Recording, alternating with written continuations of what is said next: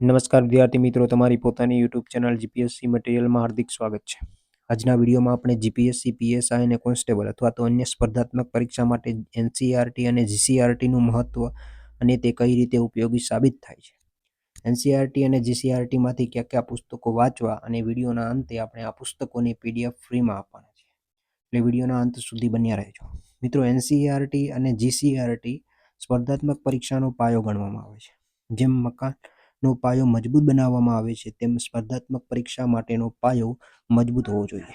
આપણે મુખ્ય ટોપિક પર આવતા પહેલા જો ચેનલમાં નવા હો તો ચેનલને સબસ્ક્રાઇબ જરૂર કરજો અને સરકારી નોકરીની તૈયારી કરતા વિદ્યાર્થી મિત્રોને આ વિડીયો અવશ્ય શેર કરજો. પહેલા આપણે એનસીઈઆરટી અને જીસીઈઆરટી, જીપીએસસી, પીએસઆઈ અને કોન્સ્ટેબલ જેવી પરીક્ષાઓમાં મહત્વ અને કઈ રીતે ઉપયોગી સાબિત થાય છે તે આ 4 પોઈન્ટ દ્વારા સમજીશું. સોલિડ ફાઉન્ડેશન, પાયો મજબૂત કરવા માટે. ઓથેન્ટિક ઇન્ફોર્મેશન, પ્રમાણભૂત માહિતી. ડાયરેક્ટ ક્વેશ્ચન એટલે સીધા પ્રશ્નો. Concept clarity. પેલું, પાયો મજબૂત કરવા, સોલિડ ફાઉન્ડેશન. કોઈ પણ સ્પર્ધાત્મક પરીક્ષામાં સફળ થવા માટે વિષયનું પાયાનું જ્ઞાન હોવું જરૂરી છે. એનસીઈઆરટીના પુસ્તકો ધોરણ 6 થી ધોરણ 12 ખૂબ જ સરળ ભાષામાં પાયાની સમજ આપે છે, જે આગળ જતા અઘરા ટોપિક્સ સમજવામાં મદદરૂપ થાય છે. બીજું, પ્રમાણભૂત માહિતી, ઓથેન્ટિક ઇન્ફોર્મેશન. સરકારી પરીક્ષામાં જ્યારે કોઈ પ્રશ્નના જવાબ બાબતે વિવાદ થાય ત્યારે સરકાર એનસીઈઆરટીના ડેટાને જ સાચો અને પ્રમાણભૂત માને છે. તેથી આ પુસ્તકો વાંચવાથી ખોટી માહિતી મળવાનો ડર રહેતો નથી. ત્રીજું, સીધા પ્રશ્નો, ડાયરેક્ટ ક્વેશ્ચન. ઘણીવાર જીપીએસસી અને પોલીસ ભરતીની પરીક્ષાઓમાં ઇતિહાસ, ભૂગોળ અને વિજ્ઞાન જેવા વિષયોમાં સીધા જ એનસીઈઆરટીના પાઠ્યપુસ્તકોમાંથી પ્રશ્નો પૂછવામાં આવે છે. ચોથું છે કન્સેપ્ટ ક્લેરિટી. ગોખણપટ્ટી કરવાને બદલે વિષયને સમજવા માટે એનસીઈઆરટી સર્વશ્રેષ્ઠ છે. ખાસ કરીને બંધારણ, પોલિટી, ઇકોનોમિક અને એન્વાયરમેન્ટ જેવા વિષયો માટે આ પુસ્તકો આશીર્વાદરૂપ છે.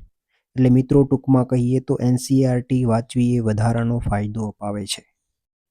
મિત્રો, હવે આપણે પાયો મજબૂત કરવા માટે એનસીઈઆરટીના કયા કયા પુસ્તકો વાંચવા જોઈએ તે જોઈએ. પહેલું, ઇતિહાસ માટે ધોરણ 11 અને ધોરણ 12 ઇતિહાસનું પાઠ્યપુસ્તક. મિત્રો, ધોરણ 6 થી ધોરણ 10માં ઇતિહાસનું અલગ પુસ્તક નથી હોતું, પરંતુ સામાજિક વિજ્ઞાનમાં ઇતિહાસનો સમાવેશ થઈ જાય છે. બીજું, સામાજિક વિજ્ઞાન.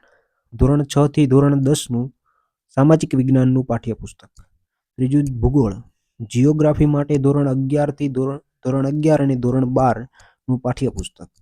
ધોરણ 6 થી ધોરણ 10માં ભૂગોળ હોતું નથી, પરંતુ સામાજિક વિજ્ઞાનમાં ભૂગોળનો સમાવેશ થઈ જાય છે. ચોથું, રાજનીતિ. પોલિટી માટે ધોરણ 11 અને ધોરણ 12નું પાઠ્યપુસ્તક. અર્થશાસ્ત્ર, ઇકોનોમી માટે ધોરણ 11 અને ધોરણ 12નું પાઠ્યપુસ્તક. વિજ્ઞાન અને ટેકનોલોજી માટે ધોરણ 9 અને ધોરણ 10નું પાઠ્યપુસ્તક વાંચી શકો છો. આમાં એનસીઈઆરટી અને જીસીઈઆરટીમાં ખૂબ ડીપમાં જવાની જરૂર નથી. 2-3 વાર વાંચી લો તો તમારો પાયો મજબૂત થઈ જશે. મિત્રો, શરૂઆતમાં વાત કરી હતી કે આ પાઠ્યપુસ્તકોની પીડીએફ બિલકુલ ફ્રીમાં આપવાની છે. હવે મિત્રો, તમારે ખાલી આપણે આ યુટ્યુબ ચેનલને સબસ્ક્રાઇબ કરવાની છે અને તમારા મિત્રોને આ વિડીયો શેર કરવાનો છે. અને પછી આ વિડીયોની લાઈક કરી આ વિડીયોના ડિસ્ક્રિપ્શનમાં જવાનું છે.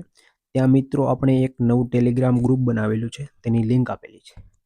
તેમાં જોઈન થઈ અને આ પાઠ્યપુસ્તકોની પીડીએફ તેમાં મળી જશે. મિત્રો, વિડીયો પસંદ આવ્યો હોય તો વિડીયોને લાઇક કરજો અને ચેનલને હજી સુધી સબસ્ક્રાઇબ ના કરી હોય તો અત્યારે જ સબસ્ક્રાઇબ કરી લેજો, કારણ કે આવી જ પીડીએફો તૈયાર થઈ રહી છે જે તમને બિલકુલ ફ્રીમાં આપી દેવાની છે.